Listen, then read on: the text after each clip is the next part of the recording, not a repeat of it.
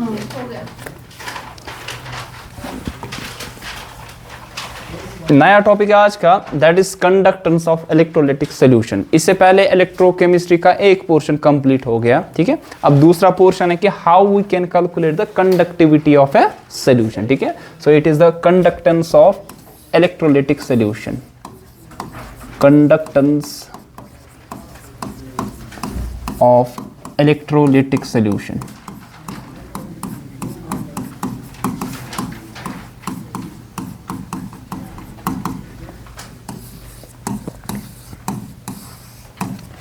इससे पहले क्या डिस्कस किया था, अगर आपको याद होगा, हमने इलेक्ट्रोकेमिकल सेल्स के बारे में पढ़ा था। इलेक्ट्रोकेमिकल सेल्स में हमने डिस्कस किया था important cell that is galvanic Daniell cell, फिर हमने कंसंट्रेशन के हिसाब से बता दिया था। फिर हमने बोला था कि अगर आपके पास स्टैंडर्ड कंडीशन तब क्या होगा इलेक्ट्रोड पोटेंशियल। फिर हमने बोला अगर कोई भी कंसंट्रेशन होगी उसके लिए हम नर्नेस्ट इक्वेशन का यूज कर सकते हैं। फिर हमने डिस्कस ये भी किया था कैसे आप electrode potential EMF of a cell उसको किसके साथ रिलेट कर सकते हो, गिब्स फ्री एनर्जी के साथ, और किसके साथ रिलेट कर सकते हो, इक्विलिब्रियम कांस्टेंट के साथ। अब मेजर है कि मैंने बता दिया अब कंडक्टिविटी होती है। First of all what do you mean by conductivity, इन सारी टर्म्स को हम पढ़ेंगे। फिजिक्स में भी ये सारी चीजें हमने डिस्कस की थी, ठीक है। तो कुछ टर्मिनोलॉजी हम पहले डिस्कस करेंगे, देन आफ्टरवर्ड्स हम यहाँ पे बता देंगे कि कैसे हम कंडक्टेंस को यहाँ पे कैलकुलेट कर लेंगे, ठीक है। सो आपने पढ़ा होगा यहाँ पे कि what do you mean bye conductance. हमने पढ़ी है कि अगर आपके पास एक कंडक्टर है, what do you mean first of all conductor. Conductor किसे कहते हैं जनरल में सर, विच कंडक्ट्स इलेक्ट्रिसिटी, एग्जैक्टली विच कंडक्ट्स इलेक्ट्रिसिटी। कंडक्टर हम उसे कहते हैं जो कि इलेक्ट्रिसिटी को, मतलब इलेक्ट्रिक करंट को क्या करता है सर, कंडक्ट करता है, ठीक है। हाँ इजीली, मतलब कि इसकी एक प्रॉपर्टी है जिसको हम क्या कहते हैं सर, रेजिस्टेंस, ठीक है ना। इसकी जो रेजिस्टेंस होगी ना, एक्चुअली मोर प्रिसाइसली अगर हम कहें रेजिस्टेंस के बजाय एक इंपॉर्टेंट टर्म जो कि यूनिवर्सल है, दैट इज रेजिस्टिविटी। रेजिस्टिविटी ये बहुत ही कम होगी, स्मॉल, ठीक है। तो इनकी रेजिस्टिविटी बहुत कम होगी, तो ऑब्वियसली कि इनकी रेजिस्टेंस और रेजिस्टिविटी में क्या फर्क है। मैंने क्यों नहीं रेजिस्टेंस लिखा, क्योंकि रेजिस्टेंस बहुत सारे फैक्टर्स पे डिपेंड करता है। आपने पढ़ा होगा Ohm's law, that is V is equal to I into R, ठीक है ना। What's R is a constant of proportionality R, that is the resistance, it is the opposition to the flow of electric. अगर कोई conductor आपके पास है,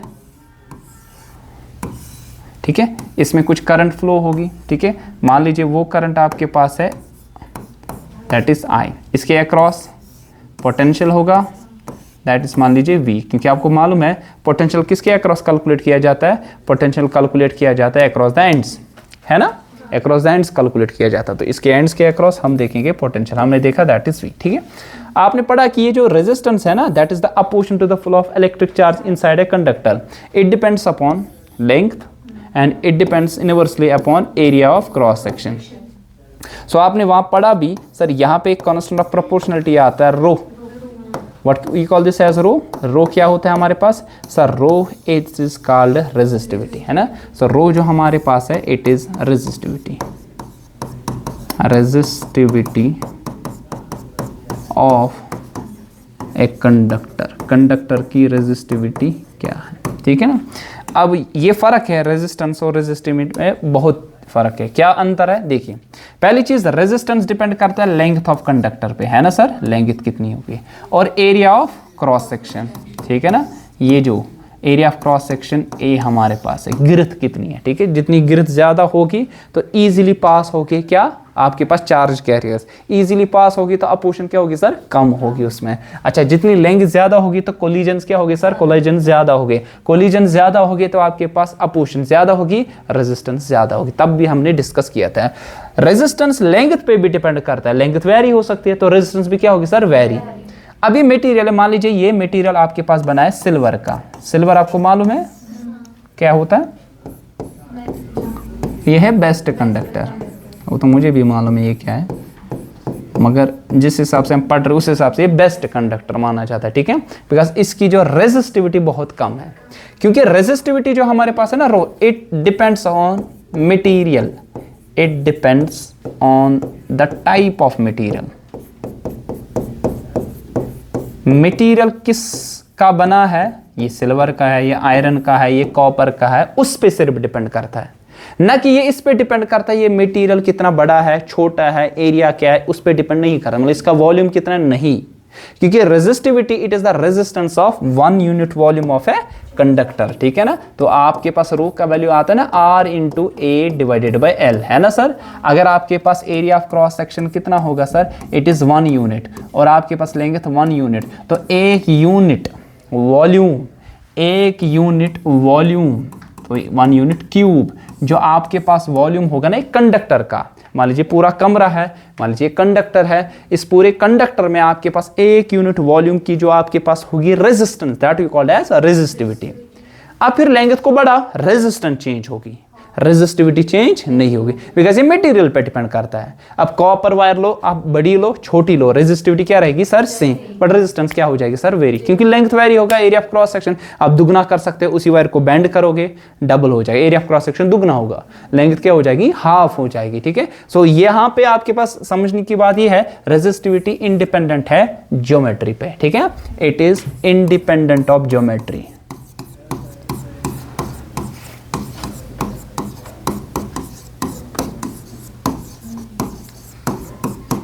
geometry पे ये depend नहीं करता है, कौन सर, रेजिस्टिविटी, ठीक है। ये डिपेंड सिर्फ करता है मटेरियल जो है ना आपके पास वो किसका बना है, ठीक है। सो तभी तो आपको मालूम है ना सिल्वर, सिल्वर इसकी जो रेजिस्टिविटी है ना सबसे कम, लीस्ट। अगर कंडक्टर, और ये कौन से कंडक्टर, मेटल कंडक्टर्स की अगर बात करें, ठीक है, मेटल कंडक्टर्स, और जो हम पढ़ेंगे अभी लिक्विड सॉल्यूशन, इनको इलेक्ट्रोलाइट्स कहते हैं। फर्क है, चार्ज कैरियर्स में भी है फर्क, और किन किन फैक्टर्स पे डिपेंड करता है कंडक्टिविटी, उस पे भी डिपेंड, वो चीजें भी यहाँ पे अलग अलग है। So it is a metal conductor.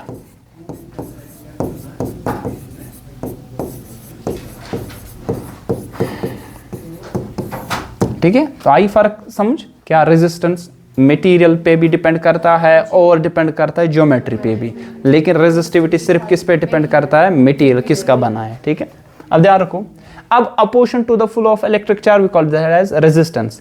अब ease with which the charge flows that we call as conductance, G से डिनोट करते हैं, it is the reciprocal of resistance, ठीक है ना, इट्स कॉल्ड कंडक्टेंस। क्या कहते हैं सर इसको, so what is conductance, it's simply ई, हमने पढ़ा था करंट इलेक्ट्रिसिटी में भी है, ठीक है। Conductance it is the ease with which current flows या इलेक्ट्रिक चार्जेस फ्लोज, कितनी आसानी से हो गए, तो उल्टा होगा ना वो रेजिस्टेंस का।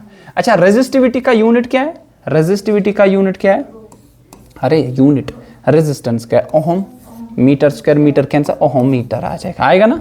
अब इसका यूनिट क्या आएगा, पर ओहम पर मीटर, है ना सर, ऐसे यूनिट। पर ओहम को हम कहते हैं सीमन पर मीटर, या दूसरा नाम क्या कहते हैं, मोह पर मीटर, ठीक है। सो मोह पर मीटर,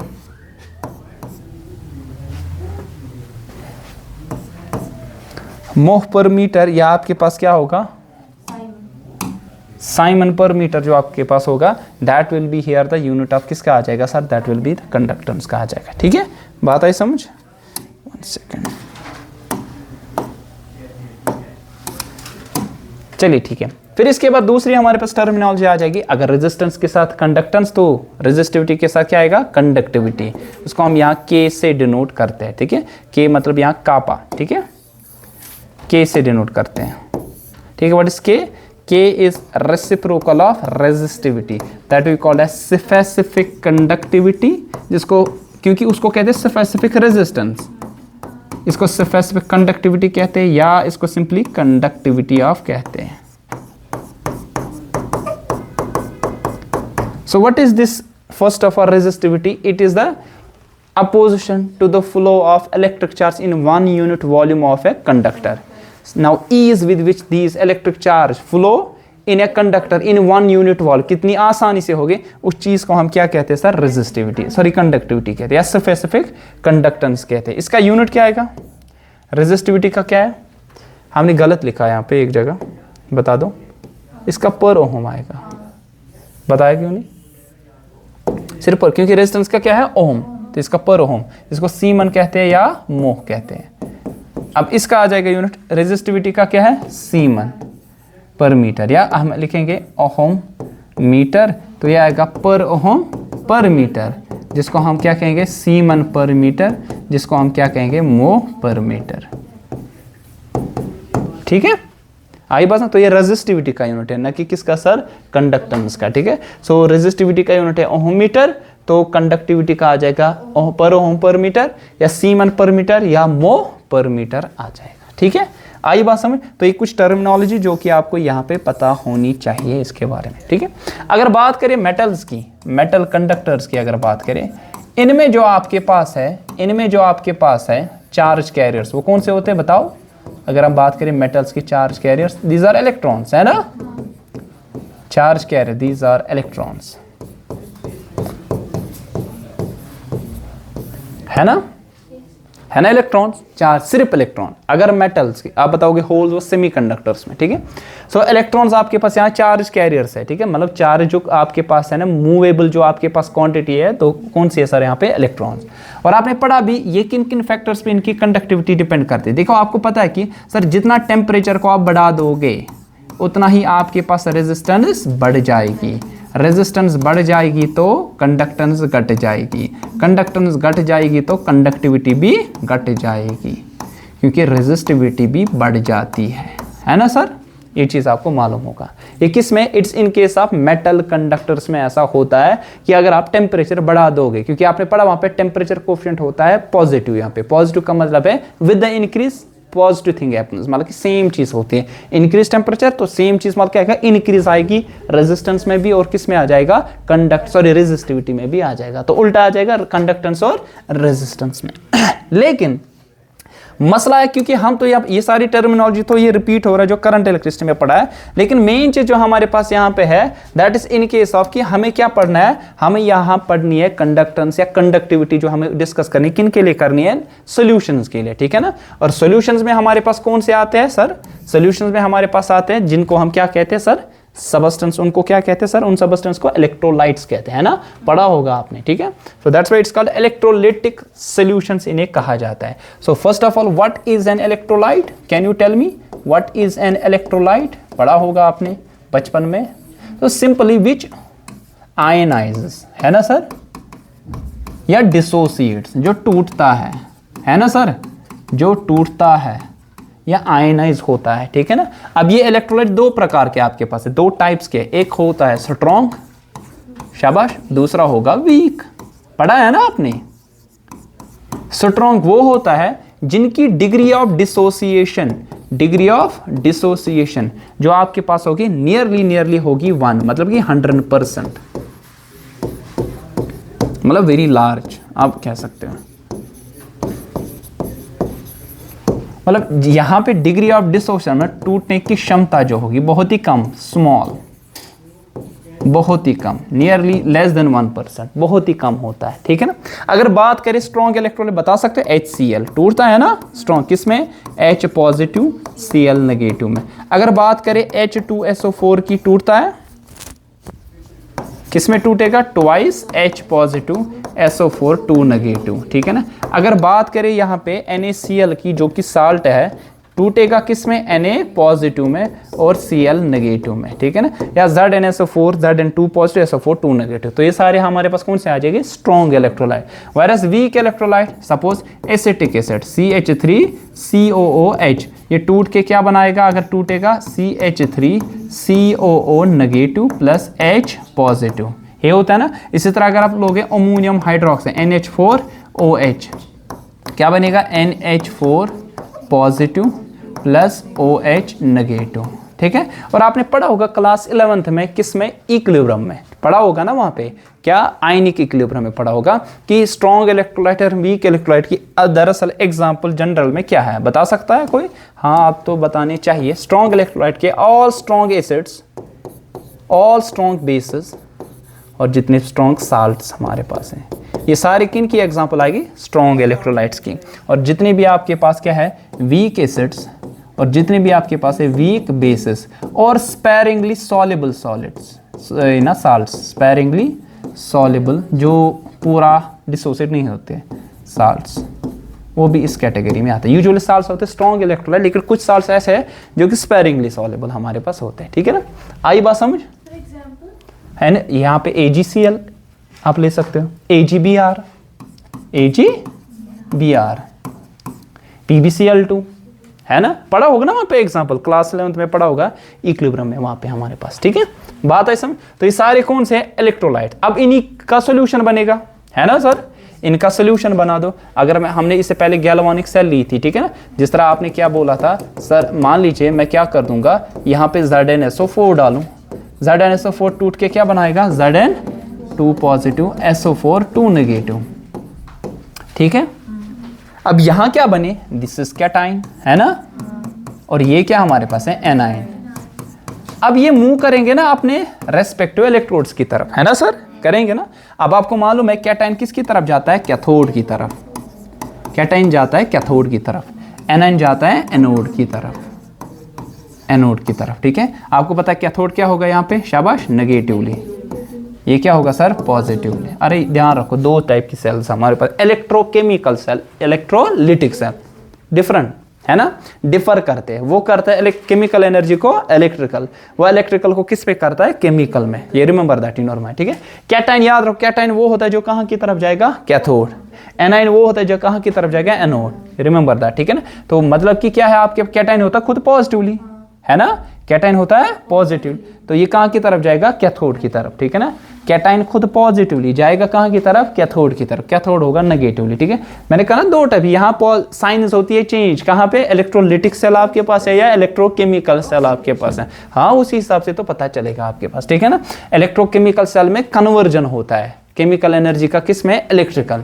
लेकिन इलेक्ट्रोलिटिक जो सेल होते हैं उसमें एक्सटर्नल आपको क्या देना पड़ता है यहाँ पे, इलेक्ट्रिकल एनर्जी, ताकि ब्रिंग आउट करने के लिए नॉन स्पॉन्टेनियस रेडॉक्स रिएक्शन को, ठीक है। ये चीज आपको मालूम होगी इसके बारे में, ठीक है।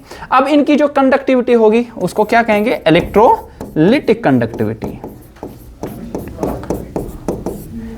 इलेक्ट्रोलिटिक कंडक्टिविटी हमारे पास। अभी किन किन फैक्टर्स पे डिपेंड करता है, कौन सा, जो हमारे पास है इलेक्ट्रोलिटिक कंडक्ट, इसको दूसरा नाम क्या कह सकते हैं सर, और आयनिक, शाबाश, आयनिक कंडक्टिविटी कहते हैं ना सर, आयनिक कंडक्ट, क्योंकि आयंस की वजह से आपके पास जो कंडक्टिविटी होगी, you call that conductivity as ionic conductivity, या दूसरा नाम इसको क्या कहेंगे sir, we call this as electrolytic conductivity, ठीक है। अब देखिए आपके पास है, ध्यान रखो, दो इलेक्ट्रोड्स आपके पास हैं, एक पॉजिटिवली होगा, है ना सर, दूसरा हमारे पास नेगेटिवली, ठीक है ना। तो ये पॉजिटिवली, दूसरा होगा नेगेटिवली,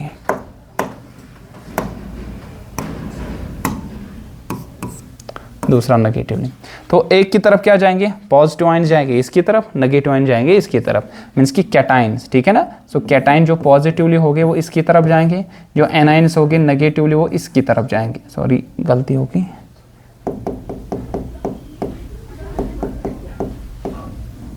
कैटाइन जो पॉजिटिवली होंगे वो इसकी तरफ जाएंगे, एनाइन जो नेगेटिवली होंगे वो इसकी तरफ जाएंगे, टुवर्ड्स पॉजिटिव, अपने रेस्पेक्टिव इलेक्ट्रोड्स की तरफ। अब what is the movement of these charge carriers, यहाँ चार्ज कैरियर्स कौन है, अब ions. What are these ions, जो हमारे पास आयंस है यहाँ पे, these are the charge carriers, होगा ना। अब करंट इन्हीं की वजह से आ जाएगी, आएगी ना। अभी चार्ज कैरियर मूव हो गए ना, respective motion of charge carriers is called current, है ना, पता है ना आपको, ठीक है। अब वहां पे इलेक्ट्रॉन्स थे, तो आपके पास जो इलेक्ट्रोलाइट्स हो गए ना, या इलेक्ट्रोलिटिक सेल, अभी बनेगी कौन सी सेल, इलेक्ट्रोलिटिक सेल, ठीक है। ये जो इलेक्ट्रोलिटिक सेल होगी आपके पास, इलेक्ट्रोलिटिक सेल आपके पास जहां पे मटेरियल कौन सा है, जो कि एक्चुअली आपके पास यहाँ कंडक्टिविटी शो करेगा, कौन सा है, इलेक्ट्रोलाइट। वहां पे कौन से चार्ज कैरियर्स हो गए, आयंस, ठीक है, cathode and sorry cation and A9 आपके पास, ठीक है। अब इसको दूसरा नाम हम कहते हैं यहाँ पे कंडक्टिविटी सेल भी, कंडक्टिविटी सेल, इसको दूसरा नाम हम कहते हैं कंडक्टिविटी सेल।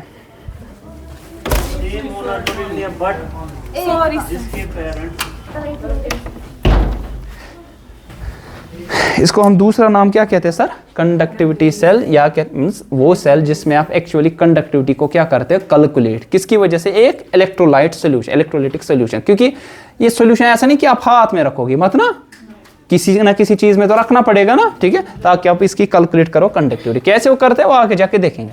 लेकिन किन किन फैक्टर्स पे डिपेंड करता है, किन किन फैक्टर्स पे ये डिपेंड करता है। कौन? आयनिक कंडक्टिविटी, या हम दूसरा नाम इसको क्या कहते हैं, इलेक्ट्रोलाइटिक कंडक्टिविटी, जो भी कहोगे, ठीक है। सो पहला ये डिपेंड करेगा इलेक्ट्रोलाइट कैसा है ना, स्ट्रॉन्ग होगा तो ज्यादा आयंस बनेंगे ना, ज्यादा डिसोसिएट होगा, तो पहला किस पे डिपेंड करेगा, नेचर ऑफ इलेक्ट्रोलाइट, है ना सर, करेगा कि नहीं, नेचर ऑफ इलेक्ट्रोलाइट, क्योंकि इलेक्ट्रोलाइट कैसा है, क्या स्ट्रॉन्ग है आपके पास कि आपके पास वीक है, तो आपके पास उस पर डिपेंड करेगा। क्योंकि स्ट्रॉन्ग इलेक्ट्रोलाइट जो होगा वो डिसोसिएट क्या होगा सर, ज्यादा डिसोसिएट होगा, आयंस क्या बनेगा सर, ज्यादा, आयन ज्यादा बनेंगे, ऑब्वियसली करंट क्या होगी सर, ज्यादा, कंडक्टिविटी भी सर ज्यादा ही होगी। अच्छा, दूसरा किस पे डिपेंड करता है, size of ions, size of ions, ions का साइज कैसा है, ठीक है ना, एंड देयर सॉल्वेशन, सॉल्वेशन का मतलब क्या होता है, आपने पढ़ा होगा ना क्लास 11th में, इक्विलिब्रियम, आयन इक्विलिब्रियम पर्टिकुलरली, नहीं पढ़ा है सर, मतलब कि अगर आपके पास यहां पे होगा ना कोई पर्टिकुलर सबस्टेंस सॉल्युबल है, पर्टिकुलर सबस्टेंस सॉल्युबल है, मतलब आपने पढ़ा होगा बचपन में या इधर भी पढ़ा है solution, polar will dissolve in polar, like dissolves like, है ना। सो अगर ये डिसॉल्व पहले होगा देन आफ्टरवर्ड डिसोसिएट होगा, ज्यादा एनर्जी निकलेगी, उसको कहते हैं सॉल्वेशन एनर्जी, ठीक है, या आप कहते हो आगे आपने पढ़ा होगा ये बी टाइप की हाइड्रेशन एनर्जी, है ना सर। अब आपके पास साइज ऑफ क्या, दूसरा क्या है, साइज ऑफ कैटायन क्या होगा आपके पास, ज्यादा, ये भारी होगा ना, भारी होगा, मूवमेंट करने में क्या आएगी, दिक्कत आएगी ना, प्रॉब्लम आ जाएगी, तो मोशन स्लो होगी, मोशन स्लो होगी, चार्ज कैरियर्स मूव ज्यादा नहीं कर पाएंगे, तो रेजिस्टेंस बढ़ेगी, कंडक्टिविटी डिक्रीज होती जाएगी, है ना। तो आपके पास यहाँ पे साइज ऑफ आयन जितना ज्यादा होगा तो उतना ही आपके पास यहाँ पे कंडक्टिविटी पे असर पड़ने वाला, ज्यादा होगा तो कम होगी, कम साइज होगा, लाइटर हो गए आयंस तो आपके पास कंडक्टिविटी बढ़ने वाले, क्योंकि वो काइनेटिक एनर्जी ज्यादा होगी, मोशन तेज, ड्रिफ्टिव स्पीड क्या होगी सर, ज्यादा मूव करेंगे तो ज्यादा करंट होगी, ज्यादा कंडक्टिविटी होगी, ठीक है। नेक्स्ट आपके पास है nature of solvent and it's viscosity, क्या होगा ये, अभी तो बता दिया ना, सॉल्वेंट क्या डिसॉल्व होगा कि, and it's viscosity, viscosity is a measure of fluid resistance. देखिए मैंने बता दिया, मैं HCl को डालूंगा बेंजीन में, होगा डिसॉल्व, नहीं, क्योंकि HCl क्या है, पोलर, बेंजीन क्या है, नॉन पोलर, नहीं होगा डिसॉल्व। अच्छा, दूसरा मैं क्या कर दूं, इसी HCl को डालूं पानी में, होगा dissolve, yes, polar will dissolve in polar, अब डिपेंड करता है ना सॉल्वेंट पे, तो हो गया ये। दूसरा आपके पास विस्कोसिटी, देखिए जितना गाढ़ा ज्यादा होगा मतलब विस्कोसिटी ज्यादा होगी, तो मूव कर पाएंगे यहाँ पे आयंस, मुश्किल होगा ना, इट्स लाइक दैट, आपको पानी में चलना है, हवा में चलना है, ग्लाइसरीन में चलना है, कहाँ चलोगे तेज, हवा में, पाई हवास मच तेज पका पका हवास मच, पानी में आप तेज चलोगे, ग्लाइसरीन अगर रखूंगा मैं उसमें तेज चलोगे, कि अगर आप हवा में रखा जाएगा, मतलब जहाँ पे आपके पास सिर्फ एयर होगा, एयर में तो इजीली चलती, क्योंकि फ्रिक्शन अपोशन क्या होती है, कम, पानी में थोड़ी ज्यादा आ जाएगी दिक्कत। मैंने अगर बताओ तो कथ मजन बता तो शुगर सिरप या बताओ ग्लाइसरीन में माह को पकित मुश्किल छो। इसी तरह आपके पास जिस तरह घर में डालो ग्लाइसरीन को डालो, उसको टाइम लगता है नीचे आने में, क्योंकि उसकी विस्कोसिटी क्या सर, ज्यादा, फ्लूइड फ्रिक्शन ज्यादा, आयंस को दिक्कत आ जाएगी मूव करने में अक्रॉस द इलेक्ट्रोड्स, ठीक है ना, तो इस पे डिपेंड करता है। अच्छा, ये भी है ना, जितनी ज्यादा कंसंट्रेशन, तो उस पर भी डिपेंड करेगा ना कंसंट्रेशन ऑफ इलेक्ट्रोलाइट कितना डाल रहे हो, ज्यादा कंसंट्रेशन ज्यादा आयंस बनेंगे, ज्यादा कंडक्टिविटी होगी, ठीक है ना। हाँ, टेम्परेचर बताया ना मैंने, टेम्परेचर, जितना टेम्परेचर ज्यादा, आपको पढ़ा है, आपने पढ़ा होगा ना, टेम्परेचर ज्यादा करने से विस्कोसिटी, कोएफिशिएंट ऑफ विस्कोसिटी क्या होता है, कम, है ना सर, कम होता है, तो उससे फ्लूइड फ्रिक्शन क्या हो जाएगी, कम, कंडक्टिविटी रेजिस्टिविटी क्या हो जाएगी, कम, कंडक्टिविटी क्या बढ़ जाएगी। वहां पे अलग था मेटल कंडक्टर्स में, टेम्परेचर के इंक्रीज करने से क्या हो जाएगा, टेम्परेचर के इंक्रीज करने से वहां पे टेम्परेचर के इंक्रीज का रेजिस्टेंस बढ़ जाती है, कंडक्टिविटी घट जाएगी, है ना सर। लेकिन यहाँ उल्टा है, क्योंकि आप ज्यादा टेम्परेचर दोगे तो आपके पास विस्कोसिटी कम, फ्लूइड फ्रिक्शन कम हो जाएगा, तो इजीली आयंस मूव कर पाएंगे, ठीक है। अब करते कैसे मेजरमेंट, वो इंशाल्लाह कल देखेंगे, ठीक है ना, how we can measure the conductivity of a cell, ठीक है, मतलब एक इलेक्ट्रोलाइट की उसके लिए कंडक्टिविटी सेल पढ़नी पड़ेगी।